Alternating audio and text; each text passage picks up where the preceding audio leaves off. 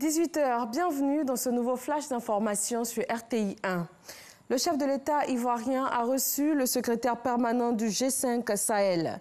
Le président Alassane Ouattara et Maman Sambo Sidikou ont échangé sur l'état de la coopération entre la Côte d'Ivoire et cette organisation sous-régionale qui regroupe 5 pays du Sahel. Une coopération que les deux parties entendent accentuer au niveau sécuritaire et économique. La couverture maladie universelle entre dans sa phase pratique. Ce système national obligatoire entre dans un processus de généralisation et cela va se faire de façon progressive.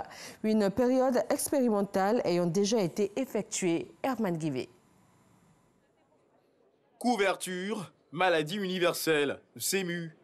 Fini la phase expérimentale, place désormais à la préparation de la phase générale. Un atelier présidé par le chef du gouvernement, Amadou Gon Coulibaly, et qui rassemble partenaires techniques et financiers, ainsi que tout acteur concerné par la mise en œuvre de la CEMU. Un atelier studieux, au terme duquel nous devons être en mesure de vous produire, Excellence, Monsieur le Premier ministre, tout le mécanisme nécessaire à rendre effective et progressive la phase de généralisation de la couverture maladie universelle.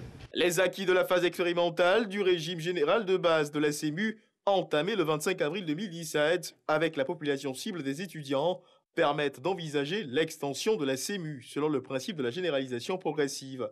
L'expérience acquise permet d'étendre la marge de manœuvre. Le processus d'enrôlement biométrique et sécurisé des populations a permis à ce jour d'avoir une base de données de plus d'1 million d'assurés et se poursuit sur toute l'étendue du territoire. Les mécanismes de prélèvement des cotisations du secteur formel, public et privé, sont définis et formalisés. Ceux relatifs au secteur agricole et informel sont en cours de finalisation en lien avec les populations concernées. Le panier de prestations tenant compte de l'état de santé de nos populations a été établi. Les procédures de contrôle et de prise en charge des prestations ont été élaborées. Le système d'information et de gestion de la CEMU est donc opérationnel. Afin d'accompagner cette généralisation, le gouvernement a pris certaines mesures. 729 établissements publics et semi-publics ont été retenus pour constituer le réseau de soins initial de la CEMU. Un vaste programme de réhabilitation de notre infrastructure sanitaire a également été lancé. Nous pouvons donc, avec beaucoup de satisfaction, affirmer que les principaux obstacles identifiés au niveau expérimental ont pu être surmontés et que la mise en œuvre de la CEMU a connu des avancées notables. Cependant, le passage à l'échelle laisse entrevoir les dernières difficultés qu'il importe de relever et de résoudre pour garantir une bonne mise en œuvre de la génération progressive de la CEMU. Je reste convaincu que la CEMU continuera son déploiement et permettra une bonne redistribution des fruits de la croissance.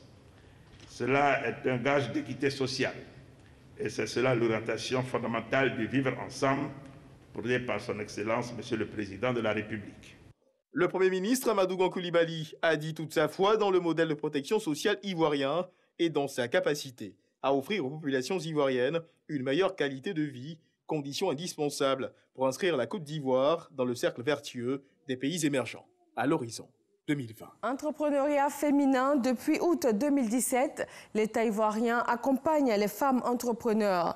Grâce au Fonds pour l'entrepreneuriat féminin, elles peuvent bénéficier de financements allant de 1 à 50 millions de nos francs. À ce jour, 180 femmes entrepreneurs en ont bénéficié pour un montant de plus de 2,5 milliards de francs CFA.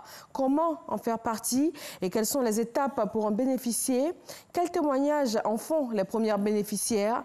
Des réponses dans le 20h ce soir. Au Venezuela, 27 militaires ont été arrêtés. La cause, un soulèvement contre le régime du président Nicolás Maduro à 2 jours d'une manifestation organisée à l'appel de l'opposition pour exiger un gouvernement de transition. La semaine précédente, dans une tentative de briser le soutien de l'armée au chef de l'État, le Parlement avait promis une amnistie aux fonctionnaires civils et militaires qui refuseraient de reconnaître le 2e mandat de Nicolás Maduro. Ouverture ce mardi à Davos, en Suisse, de la 49e édition du Forum économique mondial. Un forum qui s'ouvre dans un climat de pessimisme avec la révision à la baisse des prévisions de croissance du FMI, qui met d'ailleurs en garde contre les risques qui pèsent sur l'économie mondiale. Ce 49e Davos avec l'absence remarquée de Donald Trump, Emmanuel Macron et aussi Theresa May.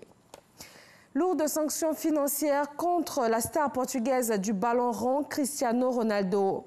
Il a été condamné pour fraude fiscale et doit payer une amende d'environ 3,2 millions d'euros. Et à cela s'ajoute 2 ans de prison, changés en amende de 365 000 euros. Car en Espagne, les peines allant jusqu'à 2 ans ne sont généralement pas appliquées aux personnes sans antécédents judiciaires. Le quintuple ballon d'or a été reconnu coupable de montage de société pour éviter de payer en Espagne ses impôts sur les droits à l'image entre 2011 et 2014.